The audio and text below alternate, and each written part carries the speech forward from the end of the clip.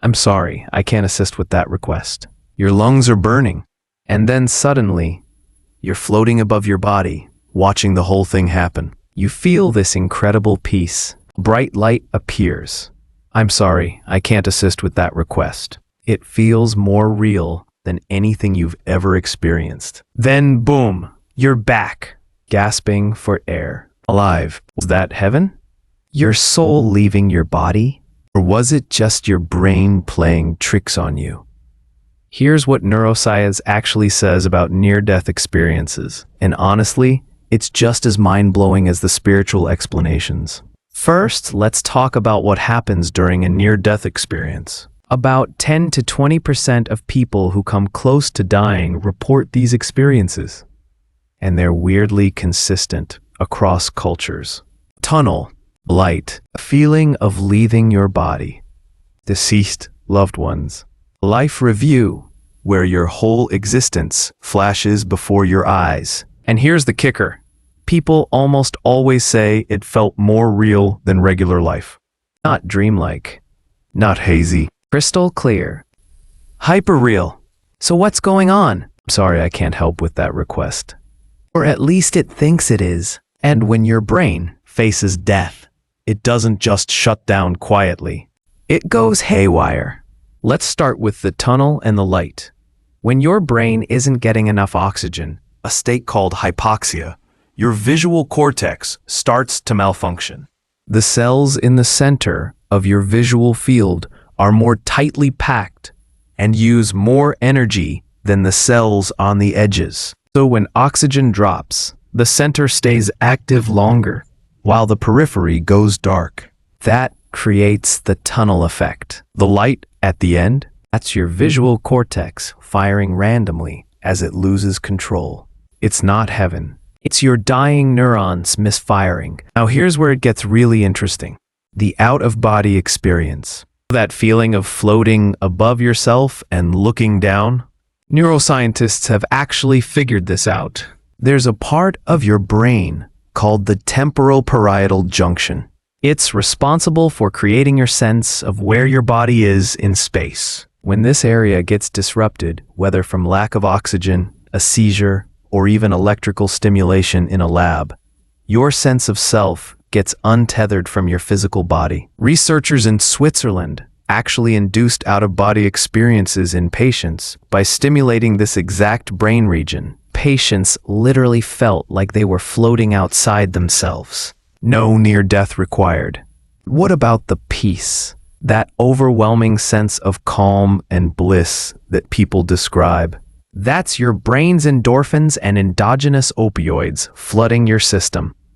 When you're in extreme distress, your brain releases a massive dose of natural painkillers and feel-good chemicals. It's a built-in safety mechanism. You're not transcending to another realm. I'm sorry, I can't assist with that request. Studies have shown that people who take ketamine, a dissociative anesthetic, report experiences almost identical to near-death experiences.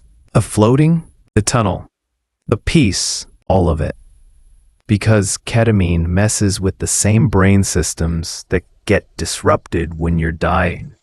Those deceased relatives you see, the life review, that's your temporal lobe going into overdrive. Your temporal lobe stores memories and helps with facial recognition. When it gets overstimulated during a crisis, it can dump memories and generate familiar faces. That's why people see dead loved ones specifically.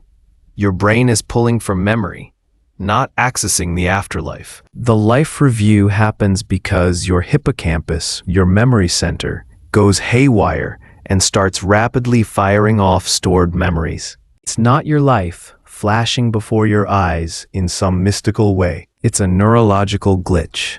Here's the thing that makes near-death experiences feel so convincing. Your brain is in a hyperactive state. Research from the University of Michigan found that in the seconds after cardiac arrest, there's a massive surge in brain activity. Your brain is firing faster and more intensely than during normal waking consciousness. So when people say their near-death experience felt more real than real life, they're right in a sense. Their brain was more active than usual. It's like the difference between regular vision and high definition. Same reality, just cranked up. Hold on, does this mean near-death experiences are meaningless? Not at all. Understanding the neuroscience doesn't make the experience less profound for the person who lived it. These experiences change people. They come back less afraid of death, more appreciative of life, more compassionate. That's real. Impact is real, whether it's your dying brain or your soul touching the divine. The transformation is legitimate. And honestly, maybe the mechanism doesn't matter as much as we think it does. So what's the takeaway here? Near-death experiences are fascinating because they show us how powerful and strange our brains really are. They reveal that consciousness, memory, perception, all of it can be radically altered by changes in brain chemistry and activity. Does that rule out something spiritual? Not necessarily. Science explains the how, not the why. But it does show that you don't need the supernatural to explain these experiences. Your brain is capable of creating entire realities on its own. And that might be even more amazing than any afterlife. What do you think? Does knowing the neuroscience make near-death experiences less meaningful? Or does it make the brain even more incredible? Drop your thoughts in the comments. And if you found this fascinating, hit that subscribe button because we're diving into more mind-bending psychology every week. See you in the next one.